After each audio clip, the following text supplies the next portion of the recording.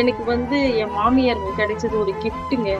ஏன் இப்படி சொல்றேன்னா, எனக்கு பிஃபோர் மேரேஜ் எனக்கு எங்க அம்மானா, ஆஃப்டர் மேரேஜ் எங்க மாமியார் தான் எனக்கு இப்ப அம்மா மாதிரி இருக்காங்க. எனக்கும் ஆசை தாங்க. ஆனா அப்படிலாம் இல்ல.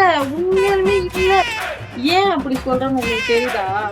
ஏன்னா, நான் ஒரு சின்னதா எதனா ஒரு தப்பு பண்ணியிருந்தா கூட, அது என்ட்ட டைரக்ட்டா சொன்னா, நான் ஸ்டார்ட்டிங்ல எடுத்த உடனே யாரும் ஒத்துக்க மாட்டாங்கல்ல. நான் ஸ்டார்ட்டிங்ல கோவப்பட்டா கூட, அடுத்த முறை அத செய்யும்போது கொஞ்சம் யோசிப்பேன்.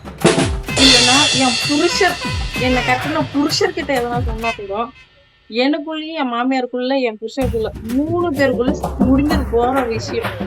ஆனா, இந்த சொந்தக்காரங்க 4 பேர் இருக்காங்க. அது 4 பேர் இருக்காங்க பாருங்க. ஒரு விஷயம் தான் சொல்லுவாங்க. அத 3 ஆக்கி, 3 6 ஆக்கி, என் புருஷன் காதுல அத திணிச்சு, தேவையில்லாத கன்டென்ட்ட கிரியேட் பண்ணி வைக்கிறாங்க.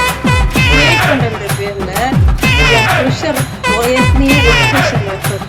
அந்த ப்ரெஷர் கூட இதையும் சேர்த்து, ஏன்டா உன் பொண்டாட்டி இப்படி பண்றாளாம், ஏன்டா உன் பொண்டாட்டி அப்படி பண்றாளாம் அப்படின்னு சொல்லி ஒரு விஷயத்த ஊதி பெருசாக்கி அடி மேல அடி எப்படின்னு கேளுங்க.